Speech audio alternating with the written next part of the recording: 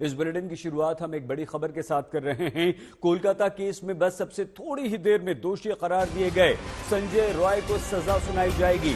अदालत में दोषी संजय रॉय को जज के सामने पेश कर दिया गया। इस दौरान सीबीआई के वकील ने कोर्ट से फांसी की मांग की। सीबीआई के वकील ने कहा कि सजाए मौत से देश में विश्वास लौटेगा। कोलकाता की सियालदाह अदालत ने आरजी कर मेडिकल कॉलेज में लेडी डॉक्टर के बलात्कार और हत्या के मामले में मुख्य आरोपी संजय रॉय को दोषी करार दिया था। आज अदालत संजय रॉय को लेकर निर्णय बस कुछ ही देर में सुनाएगी।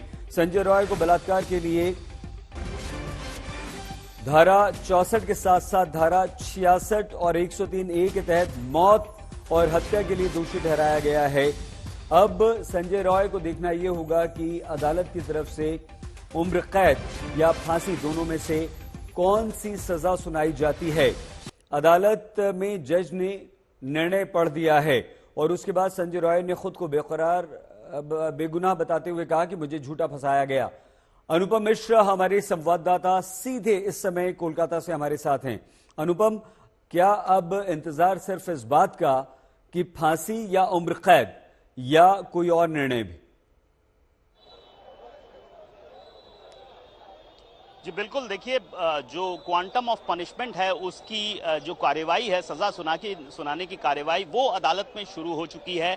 जो कन्विक्टेड है संजय रॉय उसको अदालत में लाया गया है, उससे सवाल पूछा जा रहा है और पहले ही जज ने कह दिया है कि मैंने तुम्हें पहले ही दोषी करार दे दिया है, तुम्हारे खिलाफ जो सबूत पेश किए गए थे वो सब साबित हो चुके हैं। ऐसे में अब अपनी सजा पर आप क्या कहना चाहते हो? लेकिन इससे पहले कई रिएक्शंस भी आ रहे हैं, उसके माँ बाप के रिएक्शंस आए हैं, चीफ मिनिस्टर ममता बनर्जी के रिएक्शन आए हैं, जो सीबीआई के जो वकील हैं उन्होंने भी कैपिटल पनिशमेंट की मांग की है। तो ऐसे में देखने वाली बात होगी कि उम्र कैद की सजा सुनाई जाती है या फांसी की सजा, क्योंकि जो धारा है बीएनएस के तहत 64, 66 और 103, इसमें 103 जो धारा है इसमें मृत्यु दंड तक का प्रावधान है। ऐसे में थोड़ी ही देर में साफ हो जाएगा कि क्या सजा अदालत की ओर से सुनाई जा रही है।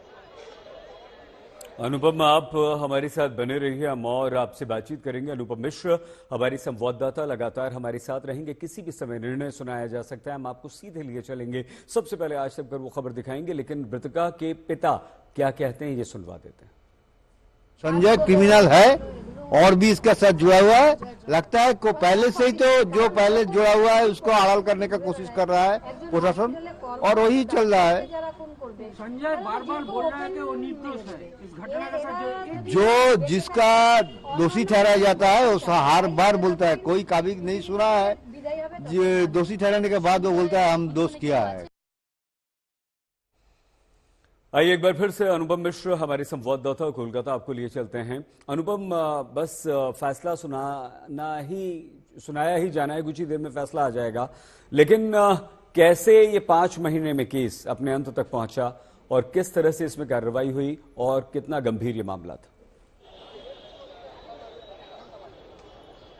बिल्कुल सही। देखिए, सबसे पहले तो मैं आपको कोर्ट जिसके बाहर खड़ा हूं वो दिखा दूं। काफी सुरक्षा बंदोबस्त यहां पे किए गए हैं, क्योंकि विरोध प्रदर्शन इससे पहले हमने देखा है और 5 महीने तक लगातार विरोध प्रदर्शन हुआ कोलकाता में। और जब 9 अगस्त को ये मामला सामने आया उसके बाद से ही एक स्वतः स्फूर्त आंदोलन पूरे कोलकाता में शुरू हुआ था। और कोलकाता में संभवतः ये अपनी तरह का पहला ऐसा मामला था जो शुरुआत में बिल्कुल भी राजनीतिक नहीं था और हजारों लाखों की संख्या में लोग सड़कों पर उतरे, सारी रात सड़कों पर उतरे। तो इस तरह का नजारा इससे पहले कोलकाता में देखने को नहीं मिला। लेकिन धीरे धीरे ये मामला पॉलिटिकल होता गया, राजनीति इसमें उतरती चली गई और लगभग 3-4 महीनों में कई गिरफ्तारियां हुई। संजय रॉय की सबसे पहली गिरफ्तारी हुई। संजय रॉय के खिलाफ कई जो सबूत हैं, खासतौर पर जो इलेक्ट्रॉनिक एविडेंस हैं और जो फॉरेंसिक एविडेंस हैं वो उसके खिलाफ जा रहे हैं। खासतौर पर जो सीसीटीवी की फुटेज मिली कोलकाता पुलिस को सबसे पहले, उसके बाद सीबीआई को मिली, उसमें उस वक्त में जिस वक्त ये वारदात हुई उस वक्त में संजय रॉय को ही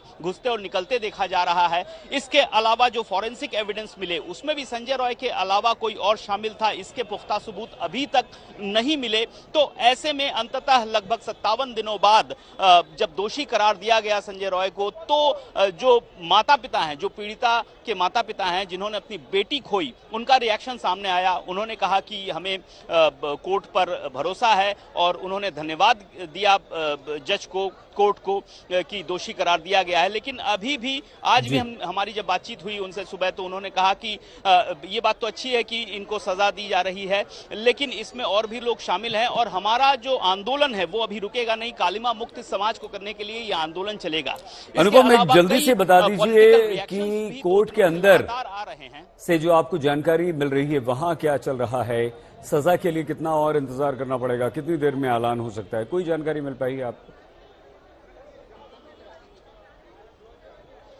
जी देखिए, फिलहाल कोर्ट के भीतर संजय रॉय से पूछताछ की जा रही है। जज ने सबसे पहले संजय रॉय को की जब पेशी हुई उससे कहा कि तुमको क्या कहना है तुम बताओ, क्योंकि तुमको पहले ही दोषी करार दिया जा चुका है, सारे सबूत तुम्हारे खिलाफ हैं।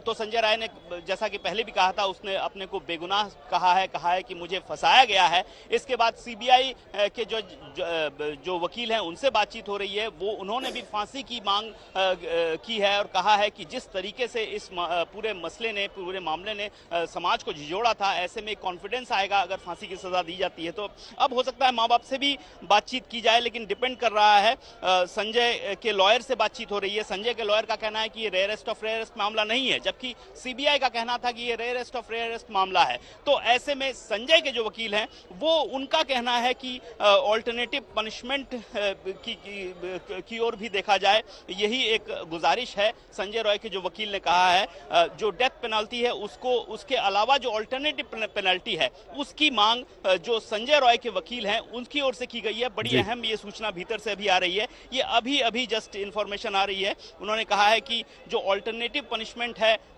मौत की जो सजा है, उसके अलावा उस पर विचार करें। ये एक सबमिशन उन्होंने दिया है जो संजय रॉय के वकील है। उन्होंने कहा है रेयरेस्ट ऑफ रेयर मामला नहीं है, जबकि रेयरेस्ट ऑफ रेयर मामले की कैटेगरी में सीबीआई ने इस मामले को खड़ा किया है। Anupam, doctor Sandeep Ghosh RG Kar medical college के प्रिंसिपल और अभिजीत मंडल, ये पुलिस कर्मी, दोनों को जमानत मिली है। क्या एक ही व्यक्ति था? क्या पुलिस को अभी और सप्लीमेंट्री चार्जशीट फाइल करनी है? क्या अभी इस मामले में संजय रॉय के अलावा और भी लोग हैं?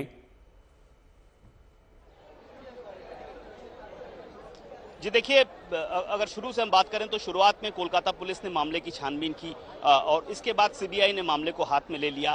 तो जो हत्या और जो रेप का जो आरोप लगा था उस मामले में, उस मसले में, लेकिन अभी तक जो दोनों ही जांच प्रक्रिया हुई थी, जो दोनों की जांच हुई थी, उसमें संजय रॉय के अलावा और कोई शामिल है ऐसा अभी तक पुख्ता बयान या पुख्ता कोई सबूत सामने नहीं आया है। हालांकि जो प्रिंसिपल थे आरजीकर अस्पताल के और जो पुलिसकर्मी थे, उनके खिलाफ मामला दर्ज हुआ। जो क्राइम सीन है उससे छेड़छाड़ का एक मामला दर्ज किया गया, जिसके बाद उसमें जमानत मिली। तो ये एक अलग मामला था, लेकिन जो मुख्य जो अपराध था, जो हत्या और रेप का मामला था, उसमें अभी तक जो सबूत पेश किए गए हैं, चाहे वो कोलकाता पुलिस की ओर से शुरू में पेश किए गए हैं, उसके बाद जो जांच एजेंसी है सीबीआई, उसकी ओर से जो अब तक पेश किए गए सबूत हैं, उनमें जो इलेक्ट्रॉनिक एविडेंस हो या जो फॉरेंसिक एविडेंस हो, उसके बिना, उसके तहत अभी तक संजय के अलावा यहां और कोई शामिल था, इस बात के पुख्ता सबूत अभी तक नहीं आ रहे हैं। लेकिन जांच प्रक्रिया जारी है, पूरे मामले की जांच चल रही है, सुप्रीम कोर्ट में पूरा मामला चल रहा है। तो ऐसे में ये जांच अभी खत्म नहीं हुई है, ये जांच अभी और चलेगी और इसमें सीबीआई की जांच प्रक्रिया भी जारी है। अनुपम बने रहिए आप हमारे साथ। अनुपम मिश्र हमारे संवाददाता लगातार हमारे साथ रहेंगे।